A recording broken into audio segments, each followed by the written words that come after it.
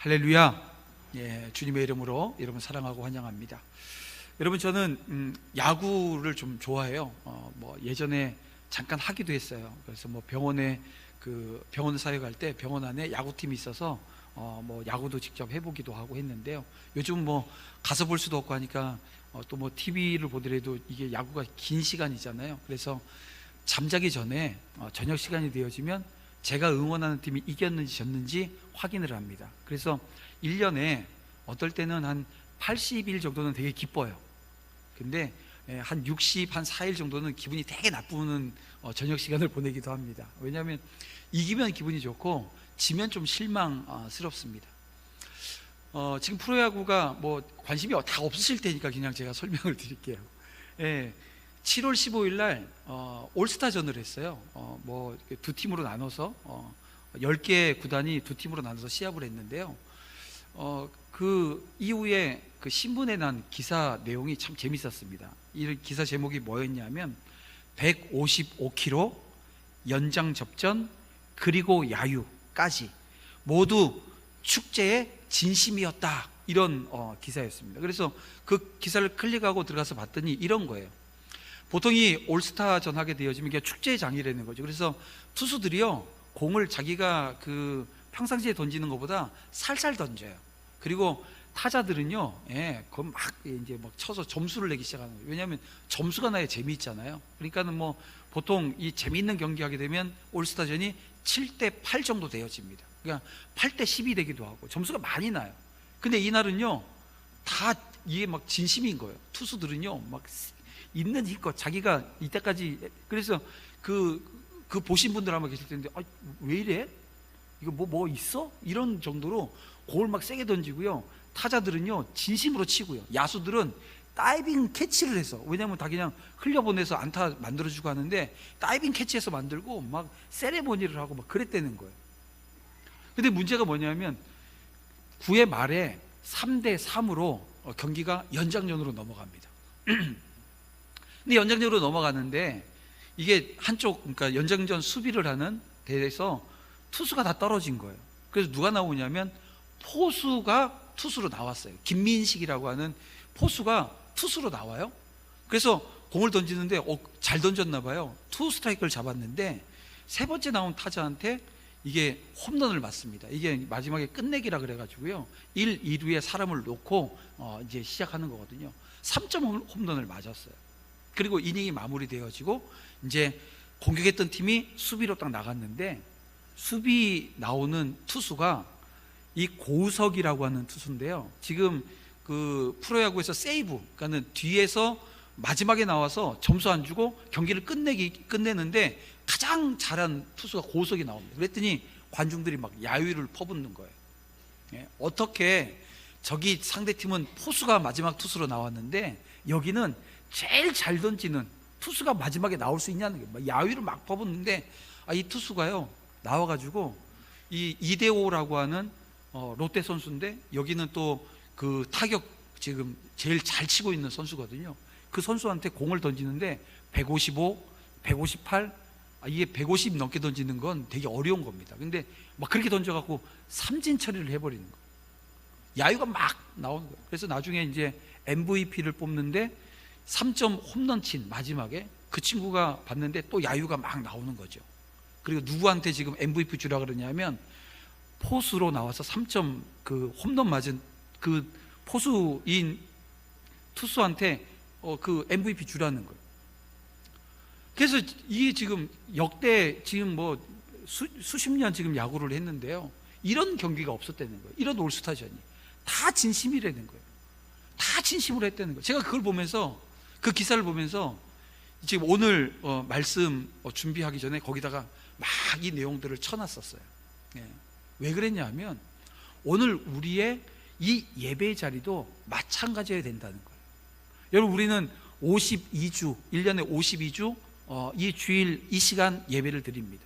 그러니까 52일 중에 하루라고 생각하게 되어지면 그냥 느슨해지는 거죠.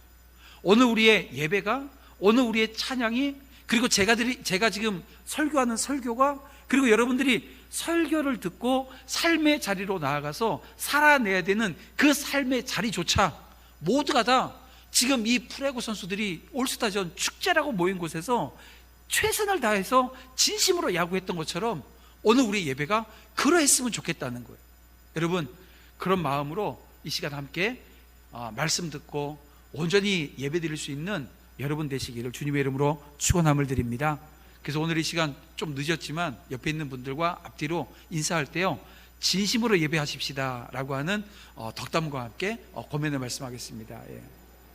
진심으로 예배하는 믿음의 종들이 되시길 바랍니다. 여러분, 사람은 누구나 이 낮아지기보다 높아지기를 원하지요. 모든 사람이 가지고 있는 아마 공통점일 겁니다. 하지만 서로 높아지려고 하면 거기에 문제가 생겨요. 다툼이 생기고요, 관계가 어그러지기 시작한다는 거예요. 그래서 오늘 바울이 본문 말씀을 통해서 어떻게 하나님께 영광이 되는 공동체를 이룰 수 있을까? 여기에 대한 말씀을 주고 있거든요. 그러니까 하나님이 오늘 우리에게 영광의 공동체를 이룰 수 있는 방법을 말씀해 주셨다는 거예요. 오늘 본문을 통해서 두 가지를 살펴보고자 합니다. 그 첫 번째가 뭐냐 하면 겸손으로 옷 입으라 라고 하는 거예요. 겸손으로 옷 입게 되어지면 하나님께 영광이 되는 공동체가 된다는 것입니다. 자, 오늘 본문에서 본문 1절에서 이 그리스도와 연합한 바람직한 교회 모습에 대해서 언급하고 있는데요, 교회는 그리스도가 머리가 되시고 성령께서 역사하시는 공동체입니다. 헨리 나우엔이라고 하는 분이 쓴 책이 있습니다. 헨리 나우엔의 이 공동체라고 하는 책인데요, 이 책에 보게 되어지면 이 공동체를 여러 각도에서 조명을 하면서 이야기를 하는데 이런 정의가 나와요. 공동체는 기관이 아니라 삶의 방식이라는 거예요. 우리는 공동체 하면 도남제일교회 이 기관을 생각을 합니다. 가정을 생각하고요, 그런데 그게 아니라 이 안에서 어떻게 살아가는가, 어떻게 신앙생활에 나가는가, 어떻게 관계 맺으며 그 안에서 오늘 신앙생활을 하고 또 가정생활을 하고 직장생활을 하는가 라고 하는 거라는 거죠. 자, 그렇게 보면 여러분 보세요. 삶의 방식이 공동체라면 이게 어떤 게 있어야 될까요? 삶의 열매라는 게 있어야 되는 거예요. 이 삶의 방식이 공동체면 이 공동체 생활을 통해서 오늘 우리 가운데 이루어지는 뭔가가 나와야 된다는 거예요. 그러니까 이 기관이 아니라 삶의 방식이다 라고 하는 이 말을 하게 되면 이 말문이 일단 막힙니다. 왜냐하면 어렵기 때문에 그래요. 그래서 이 책에 보게 되면 이런 말도 인용을 하는데요, 이런 얘기입니다. 공동체란 당신이 가장 함께 하고 싶지 않은 사람이 항상 살고 있는 곳, 그것이 어디라고요? 공동체라는 거예요.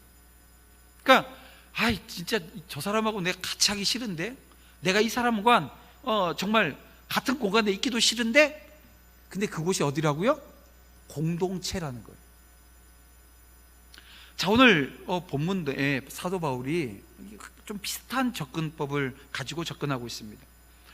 사도 바울은 본문 2절에서 이 빌립보 성도들에게 이렇게 말하고 있는데요, 우리 함께 다시 한번 볼까요? 다 같이 보겠습니다. 마음을 같이하여 같은 사랑을 가지고 뜻을 합하여 한 마음을 품어. 여러분, 이 말씀은 일치, 연합, 이걸 지금 강조하고 있는 말씀입니다. 뭐 같이하여, 같은, 뜻을 합하여 한 마음, 이게 뭐 이 연합, 일치, 이걸 지금 강조하는 말 아니겠어요? 자, 그럼 여기서 여기 좀 이 2절 말씀을 찬찬히 한번 좀 반항하기를 원합니다. 마음을 같이 하여라고 했는데요, 여러분, 서로 한 가지 일만 생각하고 같은 생각을 하라는 것입니다.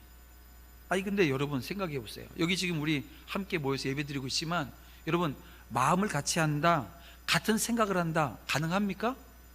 여러분이 지금 이렇게 많이 모여서 같은 생각을, 같은 마음을 가질 수 있냐는 거예요. 불가능해요.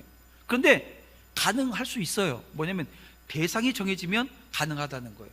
자, 그러면 그 대상을 저를 놓고 한번 보십시다. 제가 여러분의 그 마음을 같이 하는데 대상이 되어진다고 한번 보셔요. 보면 이게 마음이 같아질까요? 안 그럴걸요? 아마 여기 계신 분들 중에 저 싫어하시는 분도 아마 계실 거예요. 있을 거예요. 목사님 말씀은 전혀 은혜가 안 돼.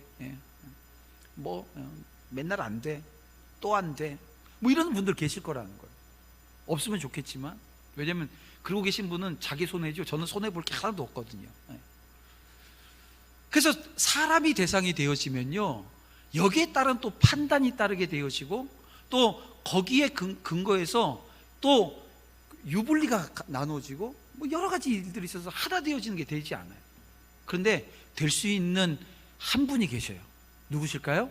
예수 그리스도입니다. 예수님을 오늘 우리가 생각해요. 그러면 보세요, 오늘 우리가 서로 같은 마음을 가질 수 있다는 거예요. 또 계속해서 말씀을 볼까요? 같은 사랑을 가지라고 또 말씀하고 있습니다. 여러분, 이 같은 사랑도 마찬가지죠. 어떻게 사랑을 같이 할 수 있겠어요? 근데 그 사랑의 대상이 일치하면 이것도 가능하다는 거예요. 그 사랑의 대상 역시 예수 그리스도이십니다. 오늘 우리가 지금 빌립보서 말씀을 보면서 큰 타이틀 주제를 하나 잡아놨어요. 그게 뭐냐면 그리스도를 삶의 중심에 두라. 그 사실은 이 2절 말씀을 그대로 다 적용할 수 있다는 거예요. 여기에 모인 오늘 우리가 연합해서 사랑해야 될 대상 누구라고요? 예수 그리스도시라는 거예요. 그러니까 우리가 이 부분을 잘못 놓치게 되어지면 그 사랑의 대상이 이웃인 것처럼 생각을 해요. 맞아요, 맞는데요, 순서가 있어요. 순서가 있어요. 예수 사랑, 예수님을 사랑하는 사랑으로 우리가 마음이 하나가 딱 되어지면 그 다음부터는 누구도 사랑할 수 있어요. 근데 예수가 없으면, 예수님이 사라지면 어떤 일이 발생할까요?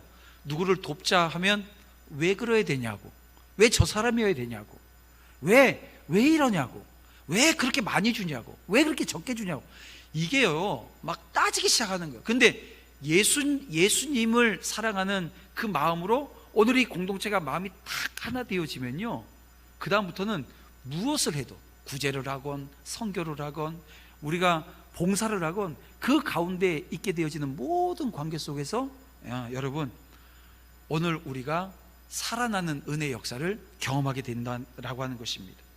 자, 계속해서 이 2절 말씀, 뜻을 합하여 라고 하는 말씀을 보셔요. 이거 좀 문자적으로 좀 볼 필요가 있습니다. 뜻을 합한다라고 하는 이 말의 문자적 의미는요, 한 호흡으로 라고 하는 뜻을 가지고 있습니다. 같은 마음을 진인이라고 하는 뜻도 가지고 있는데요, 이런 거죠. 그리스도 안에서 한 지체로서 공동체를 이루었어요. 그래서 우리가 함께 이 공동체 안에 일원이 되어졌습니다. 그런데 오늘 우리를 보세요. 다 출신이 달라요. 배운 것도 다르고 또 개성도 달라요. 그런데 마치 듀엣 가수가 음색이 다르고 뭐 모든 게 다르지만 맞춰서 이렇게 노래를 하듯이 하나된 호흡과 마음을 지녀야 된다라고 하는 뜻이 바로 이 뜻을 합하여 라고 하는 말씀의 의미입니다. 그래서 사도 바울이 로마서 12장 16절에서 이런 말씀을 우리에게 주십니다. 서로 마음을 같이 하며 높은 데 마음을 두지 말고 도리어 낮은 데 처하여 스스로 지혜 있는 채 하지 말라고 말입니다. 여러분, 여기는 인간이 가지고 있는 인간적인 모든 것 초월해야만 이게 가능한 거예요. 그래서 이게 좀 어려운 거예요. 여러분이 가지고 있는 인간적인 면, 이게 부정적이건 긍정적이건 이걸 초월할 수 있냐고요. 이 초월한다는 게 쉽냐고요. 절대 쉽지 않거든요. 어렵습니다. 그런데 이걸 초월하지 않으면 인격 대 인격으로 서로 통할 수 있다? 이거는 너무 어려운 얘기거든요. 요원하다는 것입니다. 그러면 무엇에 대해서 뜻을 합하라고 지금 말씀하고 있는 걸까요? 당연히 여기도 예수 그리스도입니다. 그리고 예수 그리스도의 일입니다. 그리고 이 그리스도의 몸된 교회의 일에 뜻을 합하는 거예요. 그럴 때 성도가 하나 되어지는 공동체 이룰 수 있다는 것입니다. 자, 마지막으로 한 마음을 품는다라고 하는 이 말씀도 어떤 것 하나만을 생각하라고 하는 것 아니겠어요? 여기도 마찬가지죠. 믿음의 대상 누굽니까? 예수 그리스도, 그분만을 우리 마음에 품으라는 거예요. 이렇게 여러분, 성도가 하나 된다라고 하는 것, 이게 가지고 있는 의미가 뭘까요? 오늘 우리가 하나 되어졌어요. 여기에 가지고 있는 의미가 뭐냐면요, 힘이 생기는 거예요. 여러분, 오늘 우리가 하나 되어지면 힘이 생깁니다. 그럼 그 힘으로 뭘 하는 거예요? 다른 거 하는 게 아니고요, 뭐 나가서 전쟁을 하고 싸우고 이게 아닙니다. 오늘 우리가 하나 된 힘으로 이 사단의 시험도 물리치고요, 예수 그리스도께서 오늘 우리에게 주신 그 말씀을 통해서 같은 생각, 같은 목표, 일치된 마음을 지니게 되어지므로 이 교회가 부흥이라고 하는 것을 경험하게 되어집니다. 숫자 늘어나는 게 아닙니다. 숫자 늘어나는 게 아니에요. 영적인 부흥을 얘기하는 거예요. 우리가 하나 되어질 때 오늘 우리 안에 심령의 부흥이 주님이 원하시는 그 장성한 분량의 믿음, 우리가 소유하게 되어진다는 거예요.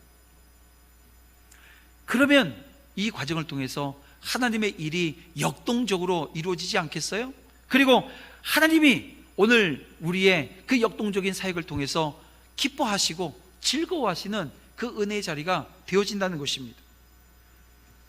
자, 그러면 정작 오늘 우리 교회의 모습은 어떠한가 우리가 함께 살폈으면 좋겠어요. 우리 도남제일교회는 어떠한가 살피면 이게 좀 문제가 좀 생겨요. 상처받는 사람들도 생길 수 있고요. 그래서 다른 교회의 모습을 함께 봤으면 좋겠어요. 다른 교회 어디 볼까요? 옆에 있는 교회요? 아니요, 성경에 있는 교회, 바로 오늘 우리가 지금 보고 있는 빌립보서가 전해진 그 빌립보 교회의 모습을 보기를 원합니다. 빌립보서 4장 2절 말씀을 보게 되어지면 이렇게 기록합니다. 내가 유오디아를 권하고 순두개를 권하노니 주 안에서 같은 마음을 품으라, 이렇게 권면하고 있습니다. 자, 여기 이 빌립보 교회 안에 이 유오디아, 순두개라고 하는 성도가 있었어요. 이분들은 여자들입니다. 근데 이 유오디아와 순두개라고 하는 이 두 여자분이 이 빌립보 교회 안에 상당한 영향력을 지닌 분들이에요.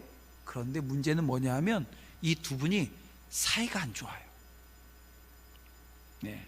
얼굴 보면 째려요. 네.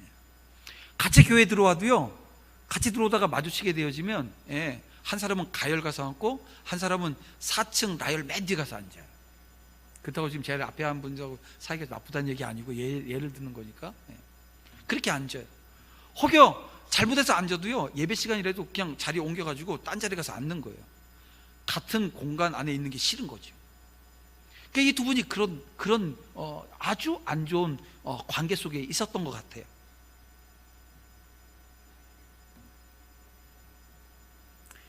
바울이 이 두 여인에게 이 교회 안에 영향력 있는 이 두 분, 근데 이 둘이 사이가 안 좋으니까 교회 분위기가 어떻게 했어요? 좋지 않지요. 다들 불편한 겁니다. 다들 불편한 거예요. 그래서 지금 사도 바울이 어떤 권면을 하고 있어요? 주 안에서 같은 마음을 품으라고, 주 안에서 같은 마음을 품으라고 지금 권면합니다. 여러분, 그리스도의 가르침에 따르면 교회는 마땅히 하나가 되어야 합니다. 그런데 오늘 우리가 하나 되려면 먼저 버려야 될 게 있어요. 그러니까 오늘 성경은 3절에서 그것을 뭐라고 얘기하냐면 다툼과 허영이라고 말씀합니다. 우리 3절 말씀을 보겠습니다. 아무 일에든지 다툼이나 허영으로 하지 말고 라고 말씀하고 있다는 거예요. 여러분, 교회 안에 이 당을 짓는 것, 이거는 안 된다라고 하는 것은 우리가 바울이 오늘 우리에게 주었던 말씀 중에 하나입니다. 이 고린도 교회가 가지고 있었던 가장 큰 문제가 교회 안에 당을 지었잖아요. 바울파, 아볼로파, 게바파, 그리스도파, 뭐 이런 식으로 당을 지었다는 거예요. 왜 그랬을까요? 똑같아요. 나 저 사람들과 다르다는 거예요. 내 믿음은 저 사람들의 믿음과 다르다는 거예요. 교회 안에 우리 이 1여전도의 당이죠. 이 여전도의 당입니까? 당 지어 놓은 거예요? 아니에요. 왜냐하면 전도회는 가지고 있는 두 가지 기능이 있습니다. 첫 번째는 함께 모여서 교제하는 기능이 있고요, 또 하나는요, 교제만 하면 끝날까요? 아니요, 사명의 자리. 전도회니까 전도하는 사명이 있는 거예요. 그 사명을 지켜내는 거예요. 근데 교회 안에 이게 우리 일대 목사님 끼리끼리 모이지 말라고 뭐 그런 얘기를 하셨다 그러는데, 제가 끼리끼리 모여도 된다고 저는 바꿔서 얘기를 해요. 이유는 뭐냐면 본질만 붙들면 되는 거예요. 본질이 뭐예요? 사명의 자리잖아요. 함께 교제하고 형제의 교제 나누고 같이 떡을 떼고 음식을 먹고, 그리고 생활의 삶의 영역들을 말씀을 통해서 나누는 자리가 되어지면 되는 거예요.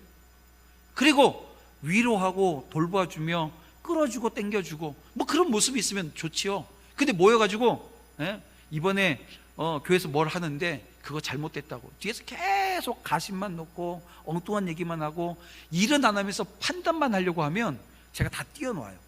다 띄워놓을 거예요. 어떻게 해요?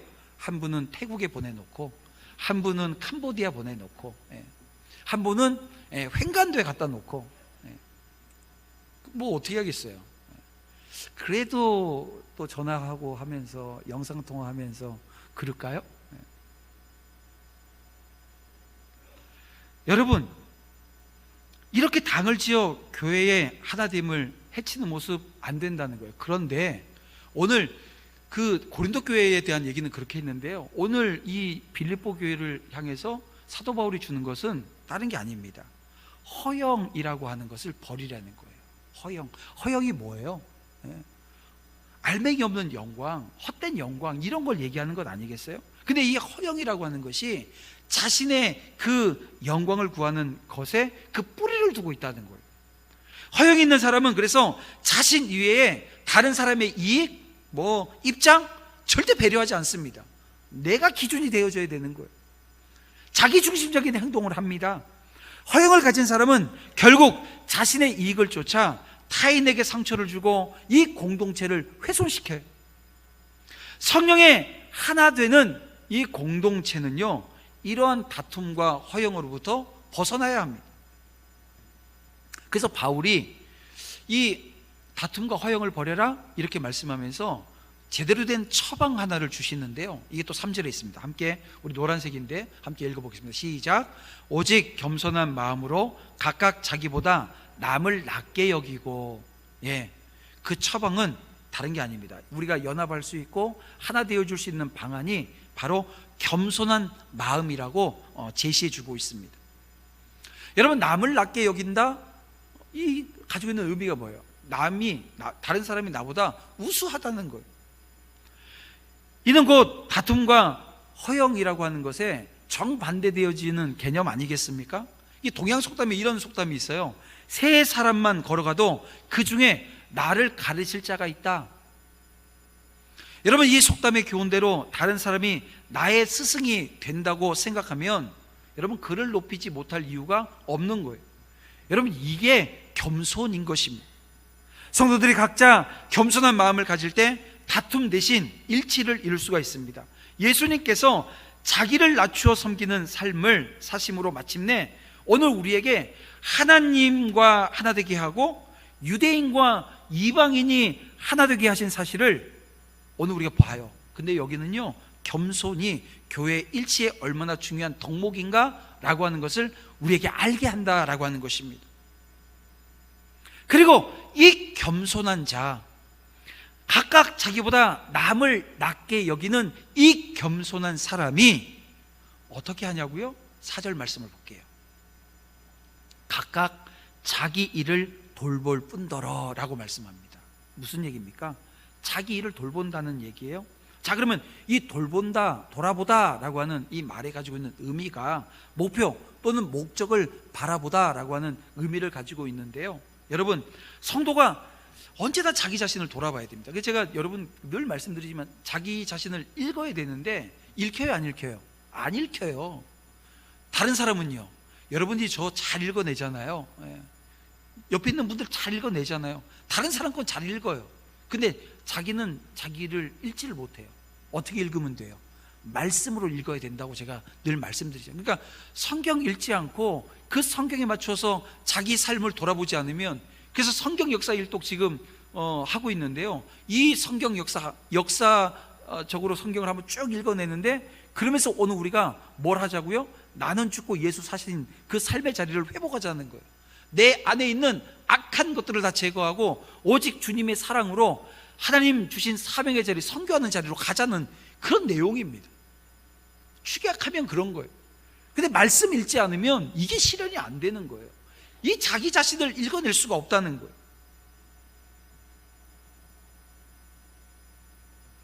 그래서 하나님께서 오늘 우리에게 무엇을 지금 돌보라고, 내 지금 자신을 돌아보라고 지금 얘기하시는데요, 그러면 말씀을 통해서 뭘 돌아봐야 될까요? 여기엔 순서가 있어요. 순서가 되게 중요합니다. 먼저 하나님께서 내게 주신 사명, 내게 주신 직분, 이걸 먼저 돌아봐야 됩니다. 하나님께서 나에게 주신 사명이 무엇인가? 하나님께서 내게 주신 직분이 무엇인가? 여기 직분에는 아마 여기 저는 목사라고 하는 직분이 있죠. 이 가르치는 직분입니다. 설교하는 직분입니다. 그리고 교회의 모든 그 일들에 대해서 최종적으로 결정하는 그런 결정하는 자리에 제가 서 있고 여러분들을 가이드해 주는 역할들을 하게 되겠죠. 그래서 제가 가지고 있는 이 사명, 직분, 여기에서 흔들리게 되어지면요, 엉뚱한 교회 전체가 엉뚱한 방향으로 가게 되어집니다. 그래서 여러분들이 저를 위해서 늘 기도하셔야 돼요. 목사님, 엉뚱한 생각하지 않게 해달라고. 목사님, 정말 주님이 원하시는 그 사명의 자리에서 흔들림 없이 주님 바라보게 해달라고. 사단이 제일 많이 공격하는 사람이 누구겠어요? 바로 저입니다. 그러니까 저를 위해서 여러분들이 늘 기도해 주셔서 성령 충만하게. 그래서 우리 장효순 권사님 기도팀이 있어요. 우리 1여전도회, 2여전도회 권사님들이 예배 오늘 주일이 되어지면 목회자들을 위해서 우리 노 권사님들이 기도해 주셔요. 저한테는 얼마나 큰 힘이 되어지는지 모릅니다. 여러분, 여러분에게 주어진 사명이 있습니다. 있습니까가 아니라 있습니다. 여러분에게 하나님께서 주신 직분이 있습니다. 내가 지금 그 직분과 사명 앞에 어떻게 서 있는가라고 하는 것을 돌아보셔야 된다는 거예요. 그리고 최종적으로 한 단어가 떠올라야 되는 거예요. 무슨 단어일까요? 충성이라고 하는 단어입니다. 그래서 사명과 내 직분 앞에 그 하나님이 내가 충성되게 지금 감당하고 있는가? 이걸 지금 계수하신다는 거죠. 살피신다는 거예요. 이걸 여러분 알고 우리가 그 자리에 서야 된다는 거예요. 그 다음에 돌아봐야 될 것이 바로 자기 자신의 이 신앙의 상태입니다. 이건 자기 성찰을 의미하는 건데요, 우리 중에 외적인 일에만 몰두해서 도통 자기 성찰을 할 줄 모르는 사람들이 있어요. 근데 제가 아까 순서가 중요하다고 그랬잖아요. 보통 이제 우린 그런 생각을 해요. 내 신앙 상태를 늘 먼저 점검해야 되겠다? 아니요, 답 없어요. 여러분들의 신앙 상태 점검 안 됩니다. 안 된다고요. 그런데 어떻게 하면 된다고요? 내가 받은 사명, 내가 받은 직임, 내가 직분, 이것을 들여다보게 되어지면 내 영적인 상태, 내 지금 신앙의 상태가 다 드러나게 되어져요. 그걸로 다 평가되어진다는 얘기예요. 자신의 신앙적인 단점, 장점, 여러분 무엇인지, 또 자기의 본분은 무엇인지 돌아보게 되어집니다. 때문에 이웃과 다투는 그 모습 자체가 없죠. 왜냐하면 자기를 돌아보는 사람은 이 다툼이라고 하는 것이 줄어들게 되어져 있어요. 그러므로 성도들은 늘 자신의 신앙 상태를 돌아보면서 점검하고 고칠 것은 고쳐야 한다는 것입니다. 그래야 겸손하게 행함으로 타인과 화합할 수 있는 거죠. 그래서 바울은 겸손한 사람은 다른 사람의 입장, 다른 사람의 유익, 이걸 먼저 배려한다, 이런 얘기를 해요. 즉 다른 사람의 일을 돌아본다는 거예요. 4절 말씀을 또 보겠습니다. 또한 각각 다른 사람들의 일을 돌보아. 결국 겸손한 사람은 자기 중심적이지가 않습니다. 하나님을 기쁘시게 하는 공동체는요, 겸손으로 충만한 공동체입니다. 공동체에서 자신의 이익을 지나치게 주장하지 않는다는 거예요. 우리의 허영과 다툼으로 공동체는 상처를 입게 되어집니다. 여러분, 하나님의 기쁨이 충만한 공동체 함께 만들어 가야 되지 않겠어요? 오늘 우리가 더 낮아지고 더 겸손함으로 옷 입을 때 여러분, 이 가치가 또 주님이 원하시는 그 자리에 오늘 이 도남제일교회라고 하는 이 공동체가 서게 될 줄 믿습니다. 어떻게 하나님께 영광이 되는 공동체를 이룰 수 있을까? 그 두 번째 바울이 우리에게 주시는 말씀은요, 그리스도의 낮아지심을 쫓으라는 거예요. 예수님이 낮아지심, 그걸 쫓아가라는 거예요. 자, 바울은 이 5절 이하에서 겸손한 공동체를 위해서 빌립보 성도들에게 한 모범을 제시하는데요, 그 모범이 바로 그리스도이십니다. 예수 그리스도께서 근본 하나님의 본체를 가지셨어요. 하지만 그리스도께서 겸손하게 자기를 낮추시고 하나님과 동등됨을 취하지 않으셨습니다. 그리스도께서는 오히려 자기 자신을 낮춰서 이 사람의 형상을 입고 이 세상에 오셨어요. 우리가 그리스도의 참된 겸손을 쫓아가려면 끊임없이 자기 자신을 비워야 합니다. 뭘 비워야 될까요? 무엇보다도 이 세속적 욕망이라고 하는 것, 이 자기 영광, 여러분 이걸 비우지 않으면 안 되는 것입니다. 하나님의 본체이신 그리스도는 기꺼이 사람들의 자리까지 낮아지셨어요. 그리고 더 낮아지셔서 어디까지요? 십자가에까지 가셨어요. 그리고 그 십자가에서 정말 모멸스럽고 모욕스럽고 굴욕스러운 그 모든 것들을 다 감내하셨다는 것입니다. 자신의 생명을 내어놓기까지 낮아지셨습니다. 하나님의 뜻에 절대 순종함으로 그분의 겸손은 절정에 달하지요. 죽기까지 하나님께 복종했기에 오늘 우리 예수님, 우리 그리스도의 겸손은 완전한 겸손인 것입니다. 여러분, 온전한 순종이란 하나님의 뜻에 이 자신을 전적으로 굴복시키는 것 아닙니까? 하나님의 뜻에 순종하지 않는다고 한다면 여러분 참된 겸손이라고 할 수 없는 것입니다. 여러분, 하나님은 겸손한 예수 그리스도를 높여주셨어요. 9절 이하에 있는 말씀인데요, 하늘과 땅과 땅 아래의 모든 권세가 예수 그리스도의 무릎 앞에 꿇고 찬양하게 되어집니다. 낮아지면 하나님이 높여주신다라고 하는 것을 지금 말씀하고 있는 거죠. 근데 우리는 여기서 이러한 예수님의 높아지심에 대한 증언을 보면서 주목하지 않으면 안 될 사항이 하나가 있습니다. 그게 뭐냐면 9절 말씀에 나와 있는 이러므로라고 하는 단어입니다. 이 말은 그리스도가 극도로 높아지게 되어진 이 비결이 무엇인가를 오늘 우리에게 보여주고 있어요. 뭐가요? 이러므로라고 하는 이 단어가 말입니다. 모든 사람이, 제가 서두에도 말씀드렸지만 높아지지 않으려고 하는 사람은 한 명도 없습니다. 영광스럽게 되기를 다 원한다는 거예요. 그래서 그 비결을 찾습니다. 세상에는 그러한 높아짐을 위한 나름대로 많은 비결들이 있어요. 책도 나오고 이런저런 얘기들도 있어요. 그런데 여러분, 그러한 비결이라고 하는 것이 대개가 곤모술수라고 하는 여기에 관련되어진 것이고요, 진정한 높아짐이라고 하는 건 없습니다. 잠깐은 높아질 수 있는데요, 최종적으로는 영원한 나락으로 떨어지는, 도리어 해를 끼치게 되어지는 경우들이 대부분이라는 거예요. 따라서 우리가 진정 높아지는 비결 어디에 있다고요? 이러므로라고 하는 이 단어에 있다는 것입니다. 그러면 여러분, 이러므로가 무엇입니까? 이게 바로 6절에서 8절에 언급되어진 그리스도의 낮아지심을 지금 이야기하는 거예요. 역설적이게도 예수님께서, 이 그리스도께서 극도로 낮아지심으로 말미암아 극도로 높아지신 겁니다. 여러분, 바로 이거예요. 높아짐의 참 비결이라고 하는 것은 낮아짐에 있습니다. 주님께서 이 사실을 아시지요. 그래서 이 제자들을 향해서 줄곧 낮아지기를 요구하셔요. 또 자기를 낮추는 자가 높아질 거라고 계속해서 말씀하셔요. 마태복음 18장, 누가복음 14장, 18장, 22장 계속해서 얘기합니다. 그런데 지금 마태복음 1장에, 요한복음 1장에, 누가복음 1장에, 마가복음 1장에서 그런 얘기를 하고 있는 게 아니에요. 예수님과 함께 동행하면서 예수님의 사역을 봐요. 기적을 봐요. 표적을 봐요.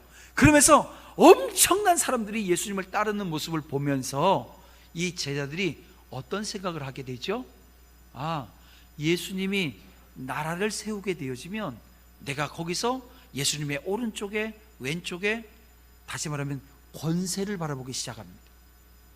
그래서 예수님께서는 아니야, 그건 권세가 아니라 너희들 낮아져야 돼, 낮아지지 않으면 안 돼 라고 하는 이 말씀을 계속해서 주시는 거죠. 낮아지는 자, 이 자신을 낮추는 자가 높아진다라고 하는 말씀을 하고 있습니다. 그래서 우리가 여러분, 제자도라고 하는 것은 훈련이라고 하는 말과 동의어입니다. 끊임없이 낮아짐에 대한 훈련이 오늘 우리 가운데 있어야 된다는 거예요. 나중에 야고보 사도가 야고보서 4장 10절에서 이런 얘기를 해요. 주 앞에서 낮추라. 그리하면 주께서 너희를 높이시리라.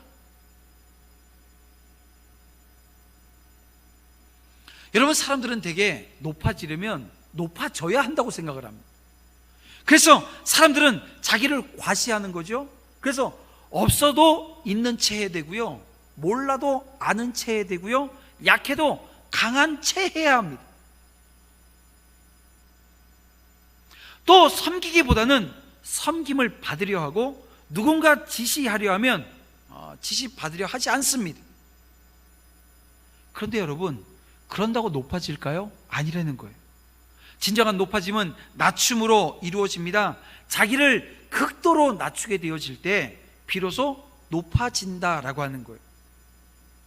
사랑하는 성도 여러분, 하나님께 참 영광을 돌리신 그리스도의 이 겸손을 본받아야 합니다. 그리스도의 낮아지심을 오늘 우리가 쫓아야 합니다. 죽기까지 낮아지신 그리스도의 본을 쫓을 때 우리 공동체는 하나님께 영광을 올려드릴 수 있는 것입니다. 여러분, 이 사실을 여러분 잊지 않고 한 주간의 삶 가운데 좀 결단되어지는 삶 가운데 적용되어지는 은혜가 있기를 주님의 이름으로 축원함을 드립니다. 말씀을 언제 정리해 보겠습니다. 교회 내부에 다툼, 허영 없어야 되는데요, 여전히 존재합니다. 그런데 이게 존재하는 이상 오늘 우리의 공동체가 그리스도의 가르침을 쫓는 공동체라고 말할 수 없다는 거예요. 겸손의 모범이신 그리스도를 따르는 것 외에는 이 공동체의 문제를 해결할 방법도 없어요. 그러니까 이 주님을 따르는 것, 주님이 우리에게 주신 그 말씀을 오늘 우리가 온전히 따라내는 것, 이게 중요한 포인트인 거죠. 우리 공동체가 그리스도의 겸손을 닮아감으로써 하나님께 영광이 되기를 주님의 이름으로 축원함을 드립니다. 회복해야 될 모습입니다. 오늘 주님의 겸손이 저와 여러분의 삶 가운데 다시 한번 온전히, 그래서 그리스도를 본받아 오늘 겸손의 옷을 입고 그리스도를 온전히 쫓아 이제 다시 시작되어진 한 주간 정말 말씀 붙들고 여러분들의 삶이 정리정돈되어지고 또 신앙이 회복되어지며 하나님이 주시는 은혜 자리에 온전히 서는 역사 있기를 주님의 이름으로 축원합니다.